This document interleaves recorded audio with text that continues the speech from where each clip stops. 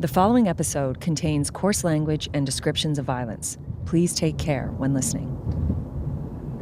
So just slow down here across the bridge here, and just we'll make a right turn onto that approach. There, you can barely see it, but there's grass in there. But, okay, you can just turn right here. This is, well, let's just call him Wallace, because he asked that we not use his real name out of concerns for his safety. He's been living here in the community of Sprague, Manitoba, since 1966. The town was a bustling community at that time. Now it's just a small community. But it has a school and bank and a store. Can you imagine that? Still a store, you know. How many communities have lost their stores? I guess this is part of the times, isn't it? Wallace was working here one September day in 2019 when he saw something out of place. Well, the reason I discovered the problem is this is my property here. And I was bringing dirt and soil from the other side of the road into here just to dump it, to get it out of the way. So I just came around the corner here, right about where the V is there. That's where he stumbled across an abandoned red pickup truck, one he didn't recognize. I said, I better check who that license plate is. Checked the door was open in the pickup. And it looked like someone had been sleeping maybe in the front, you know. In the back was a whole pile of tools, eh? It wasn't one of the local boys that I knew. So when I went back, I stopped at my granddaughter's place, and she didn't know, but I gave her the license number. Wallace's family had been following the news. There had been reports that police were on the lookout for a red truck. It had been driven by an Army reservist who'd recently been outed as a member of a militant neo-Nazi organization. Police had raided his home, took him into custody, but he was released without charge. Then abruptly, he went missing. And the alert went out. Wallace's family, they checked the plate number. Sure enough, that was it. The truck the cops were looking for. It belonged to Patrik Mathews. You know, by parking there, who's going to, look for you? It could have been here for a month if I hadn't come on here. Once the police came and took away the truck, Wallace and his son did their own sleuthing to try to figure out where Mathews could have gone by foot. Right down there, there's another creek that comes in right behind here. He found the tracks where he crossed the river. There's a gas pipeline going through here. You could actually follow it right into the United States.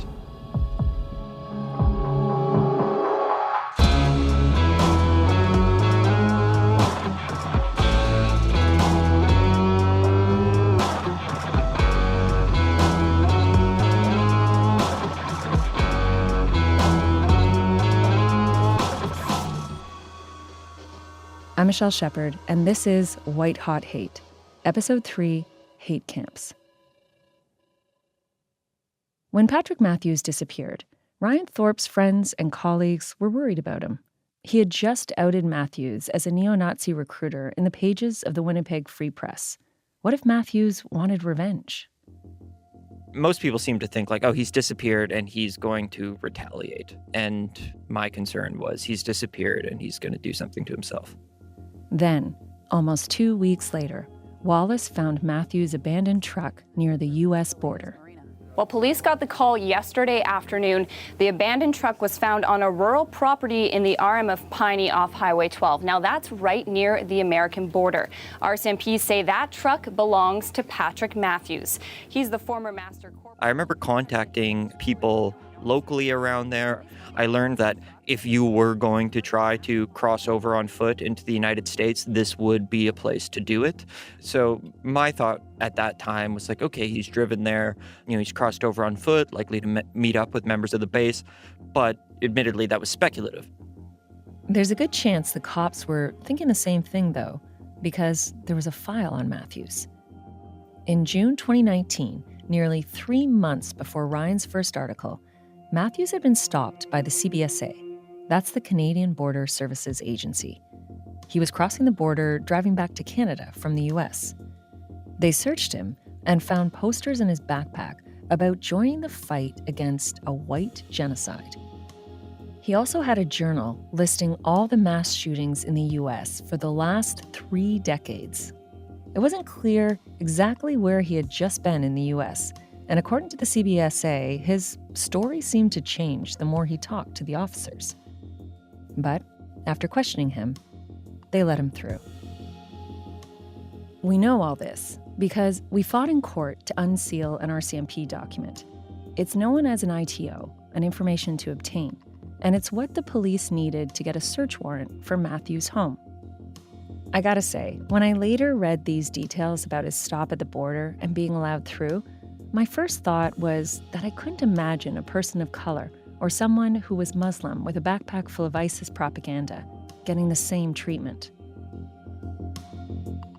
We don't know how many times Mathews had been south over the years or exactly what he was doing, but while Ryan had been undercover, Mathews had bragged to him about those trips. Yeah, because when I met him in the park, he told me he'd been going to the U.S. to participate in hate camps. And when he was in the meeting in the park, did he actually say hate camp? No, he didn't use that term. He said he had probably just said training or something like that, or a meetup or whatever. Hate camp is the brazen nickname organizations like the base use for their paramilitary training camps.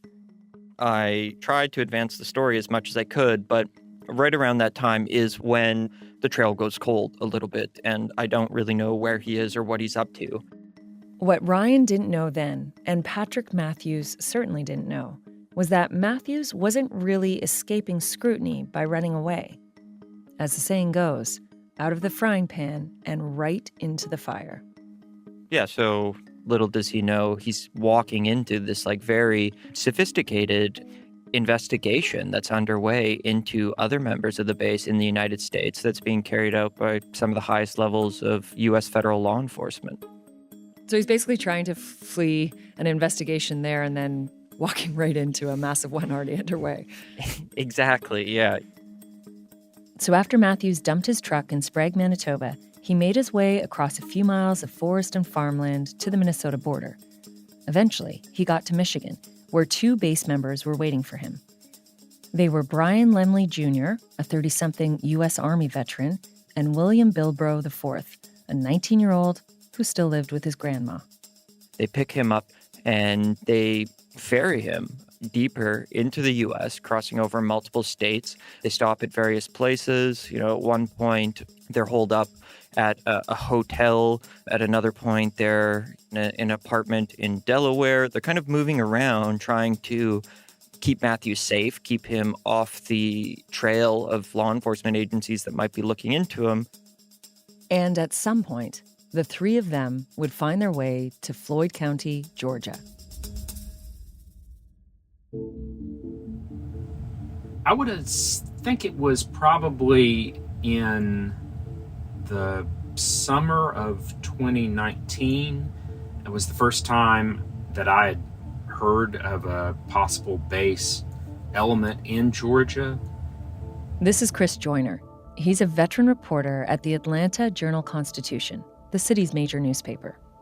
I was born in Atlanta, grew up in Atlanta, but I've reported in Tennessee and Mississippi. But one of the things I've always really liked is uncovering hidden communities. And for a while I was doing, inside prisons and street gangs. But starting with the massacre at Mother Emanuel in Charleston, when was that? That was 2015. 2015, when white supremacist Dylan Roof shot and killed 9 people during Bible study at one of the oldest Black churches in the U.S. I became really interested in sort of this moment that we're having of resurgence of far-right politics. In the years since, Chris has been watching the growth of this activity closely, with a special focus on his home state, where white supremacist groups were particularly active. Why do you think that it's so well represented in Georgia? I mean, that's certainly the perception that this seems to be quite popular there.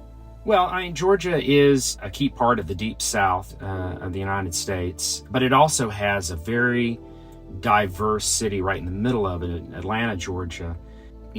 politically progressive, it is ethnically diverse, and a lot of the far right is reactive. They're activated by things that pop up in the culture that upset them, and they mobilize and they recruit around those ideas.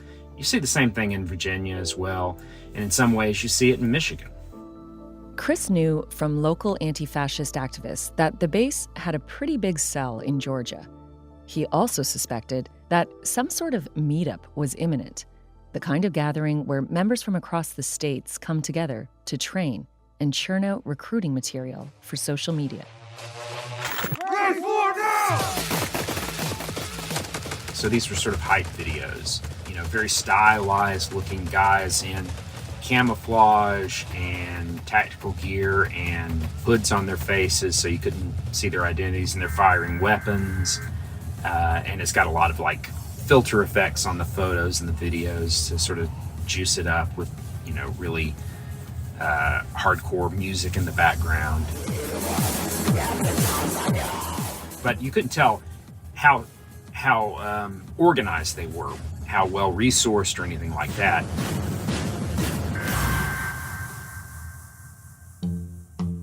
Chris was right. The base did put on a so-called training camp in Georgia, near a city called Rome. It's an extremely conservative area. It is very white, demographically. In a remote rural community called Silver Creek.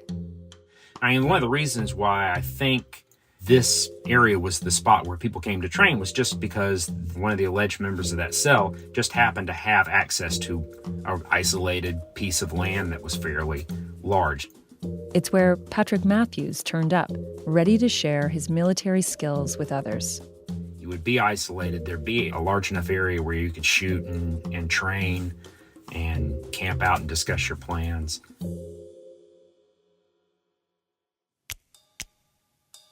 Okay, anytime someone says training camps, I can't help but think of that grainy video that played endlessly after 9/11.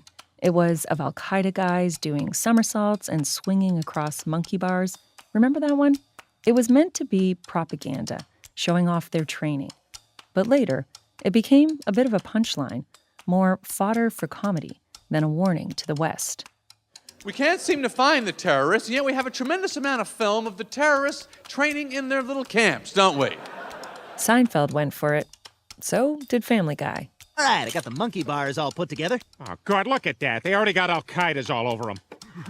Get out of here. Get. Man, they're going to be so good at swinging bar to bar when they invade. Terror training camps was a news catchphrase for so many years, whether it was just guys running around doing paintball or building bombs. Hamid organised a series of training camps throughout the UK, including one here at Bays Brown Farm in Cumbria, unbeknownst to the farmer, however. A chilling video of terror training camps in South Kashmir's Pulwama. It's a frightening thought, Islamic terrorist training camps right here in America in our backyards. And when you were reporting on these so-called training camps, it was hard to know how to describe them. Were they terrifying or farcical? Or maybe a bit of both?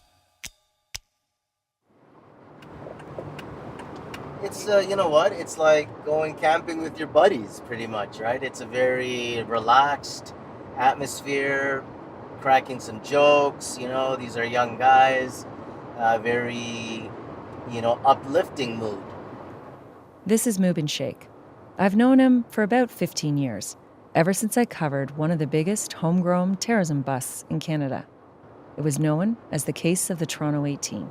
And they have no idea, but of course I'm laughing along, but at the same time I know that this is no joke.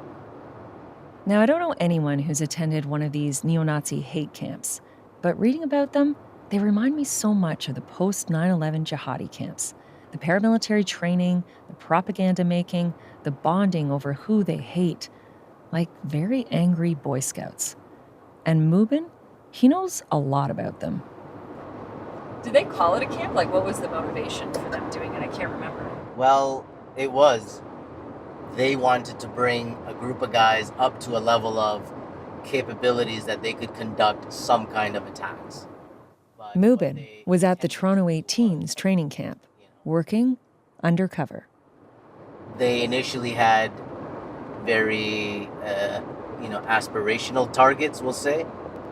And at this stage, it was just that they were still at a very low level of capability. Their reach did exceed their grasp, but what they intended to do was, catastrophic. The case was huge news back in 2006. 14 men and 4 youths were eventually charged with terrorism offenses. They had plotted to blow up the CN Tower, the Toronto Stock Exchange, and other landmarks with truck bombs. They said it was to protest Canada's role in the war in Afghanistan. And they were stopped, in no small part, due to the information Mubin could give law enforcement. He would become a key witness at the trial. We'll come up on a part of it, which is, let's see, at that time it was a dirt road, and it will be on our left. Okay. The route that we're taking right now. To refresh his memory of what took place all those years ago, we drove back to the training campsite in Washego. That's a rural community about a 2-hour drive north of Toronto. You can imagine December 2005, winter, cold, dark, and we're just driving along. Mubin had once been on a very different path. In 1995, he met the Taliban in Pakistan, and he embraced the jihadi mindset. Then came 9/11, and the arrest of someone he knew. And suddenly, he was questioning his beliefs. By 2004, he was recruited to Canada's spy service, CSIS. So when members of the group, later dubbed the Toronto 18, were plotting, CSIS sent him in. By the time they set up the training camp, the investigation was in full swing. CSIS, RCMP, CSE, JTF2, the whole alphabet soup of security agencies were all over the case. You got surveillance involved, you got special forces literally buried in the snow, watching this all go down in case the threat escalates. They don't know who the undercover is. I'm sure I found myself in the crosshairs of one of those snipers.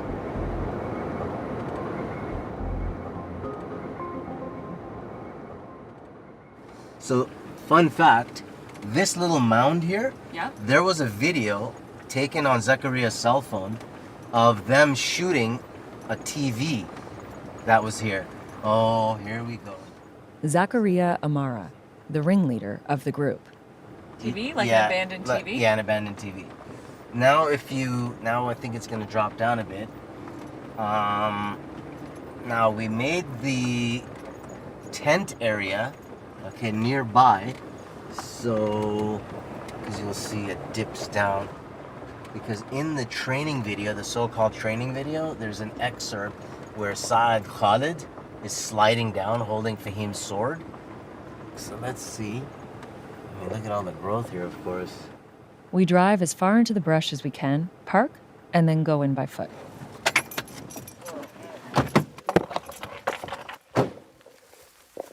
How many days were you up here for? It was like 12 days. I spent my wedding anniversary up here camping with these guys, December 25th, Christmas Day. While everyone was, tucked away in their beds waiting for Santa Claus, we were waiting for Jihadi Claus. Mubin says he sees clear parallels between the neo-Nazi training camps we're talking about now and the ones after 9/11, those run by Al-Qaeda and later Al-Shabaab and ISIS. It's like a carbon copy.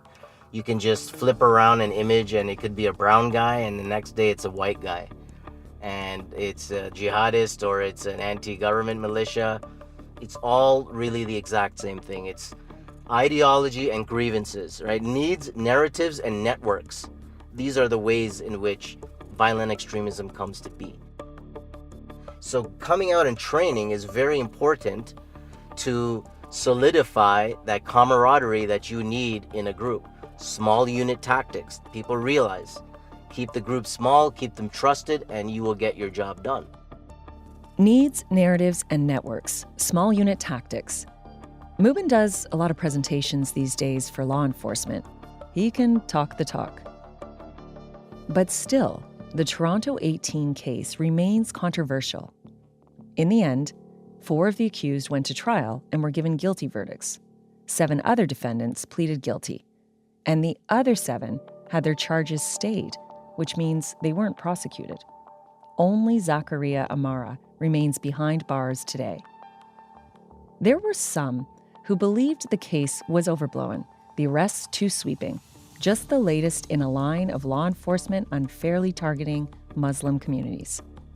They point to that training video, the one Mubin mentioned of the guys shooting up a TV. You can see them jumping over a fire or sliding down that snowy hill or doing donuts in a van. I mean, it's not quite monkey bars, but how seriously can you take them? It goes back to that question of where do you draw the line between fanciful and fanatical? It was a debate we had so often after 9/11. And now it's being asked once again when it comes to these neo-Nazi hate camps, sometimes by those closest to the action. They were, shooting their guns. I mean, God, when I was young, we shot our guns. We got a Second Amendment here. There's nothing wrong with shooting guns.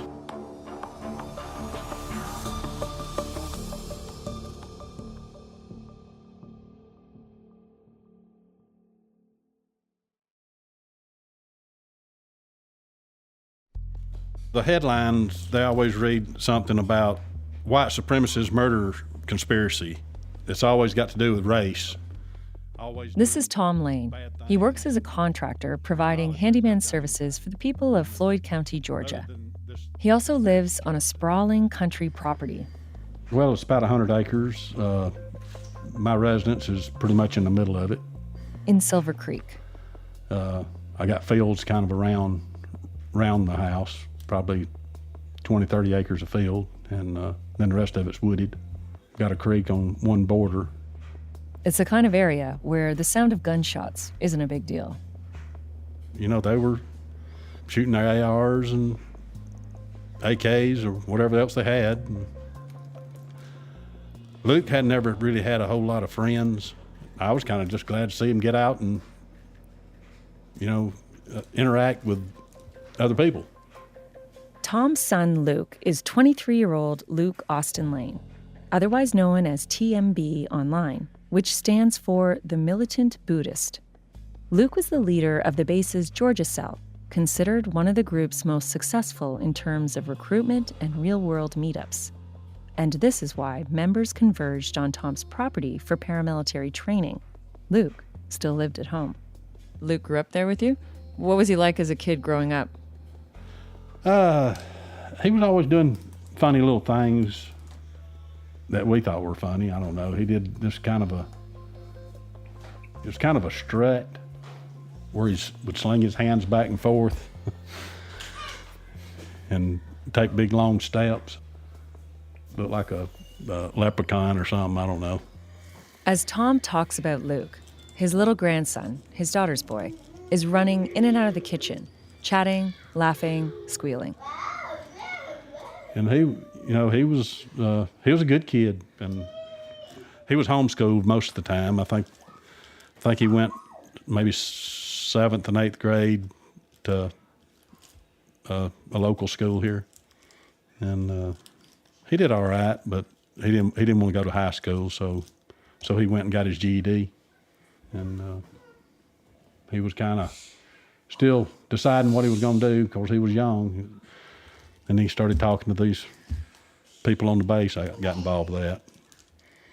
And when he started sort of making these friends online and getting involved with the group, did you notice any difference with him, or kind of he must have been spending a lot of time online at that point? Yeah, most of it was at night, though. I questioned him about it. He wouldn't tell me the name of the group. I guess he didn't want me to research it or anything, but it was I don't know, I guess white nationalist or something. I don't know. They weren't a violent group, didn't seem like. Tom also wasn't alarmed by what was hanging on Luke's bedroom wall. Yeah, I saw the flag in there, but, kids that age, they're going to kind of dabble in things and, they're still trying to find out who they want to be. So I just kind of wrote it all off as that. And, I figured he'd decide something different later on. Luke's been all over the place. One time he wanted to move to Russia, and then next thing you know, he's wanting to move to Ukraine and fight the Russians. And, he didn't know what he wanted to do. He was just a young boy, trying to find his way, and I figured he'd move to something else. What was the actual flag? Was it something identifiable, or? I think it was a Nazi flag. I think it was a swastika. I think. I don't remember what it was, to tell you the truth. It was a big red flag. So when you saw it, you didn't recognize it as that necessarily? Or you thought, okay, he's going through a Nazi phase? Well, yeah, I just figured he was going through a little phase. When other men started showing up at the house, Tom says he wasn't worried. I thought they were just a group talking, with the same ideology, and I didn't see anything that they were doing that was wrong. I mean, if I'd have known then what I know now, I'd pulled the plug on them coming out here. I mean, I didn't share all their ideology, but as far as I knew, they were doing nothing wrong. When I asked him if the name Patrik Mathews rings a bell, Tom said he remembers him well. Yeah, I knew him.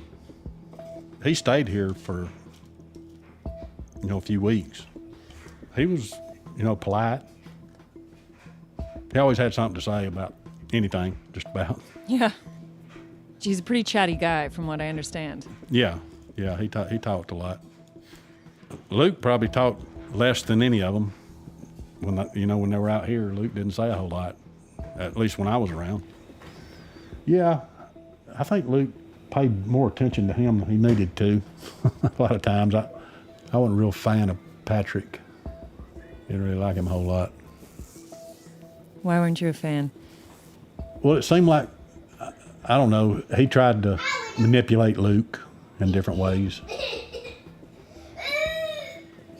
I think he'd tell Luke that we need to do this and we need to do that. And it's funny because we know from some of the other guys kind of said they didn't really like Patrik. They thought he was a bit of a loudmouth. Yeah, he always had thoughts about any subject you brought up.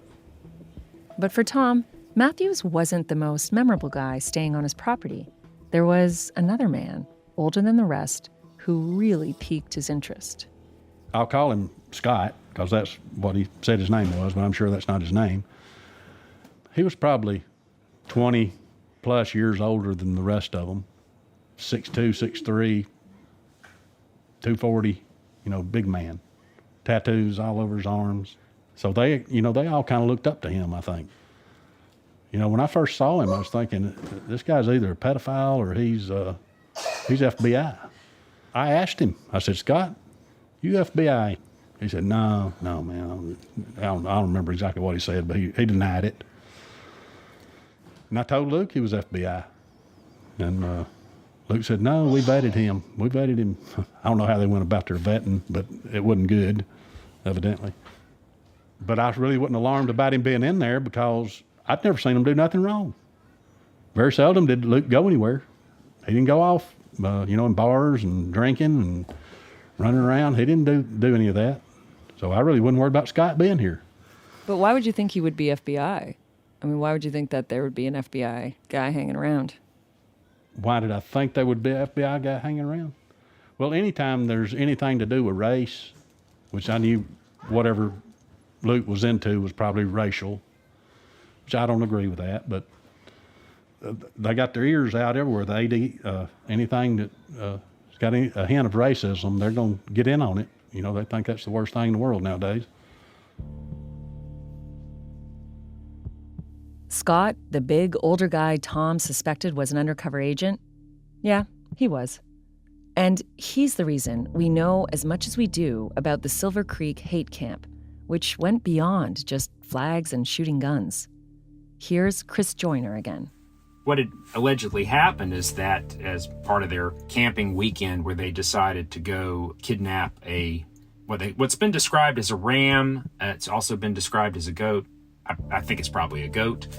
Not that it matters that much, but but they brought it back to Luke Lane's property and attempted to slit its throat, ended up shooting it. They had a hard time killing it. None of them apparently had very much experience with livestock, and beheaded it as part of some sort of pagan ceremony that they had.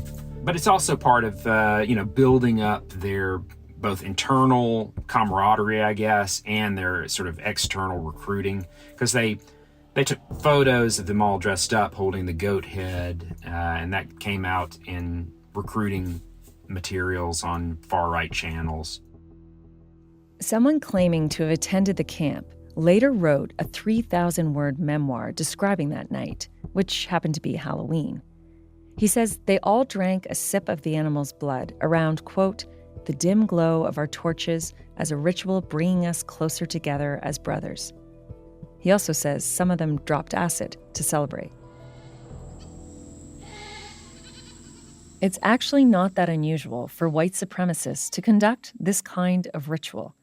There's a certain wing who embrace ancient Norse religions like Odinism.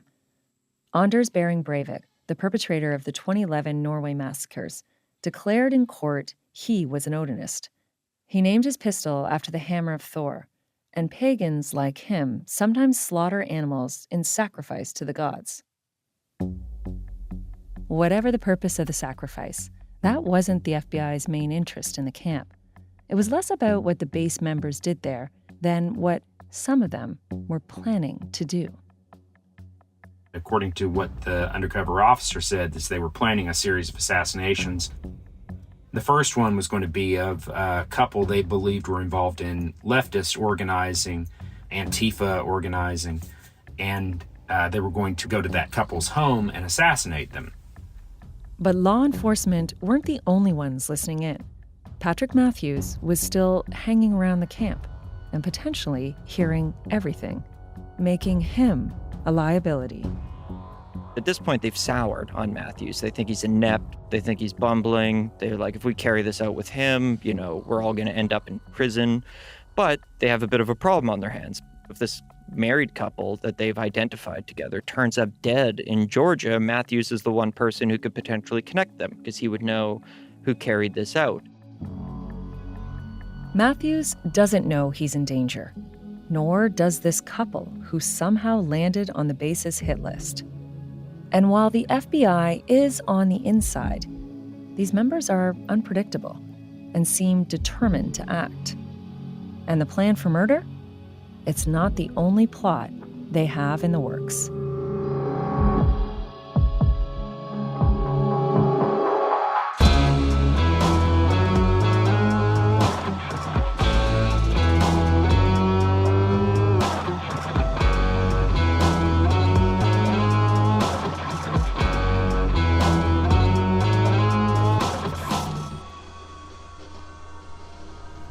Coming up on White Hot Hate.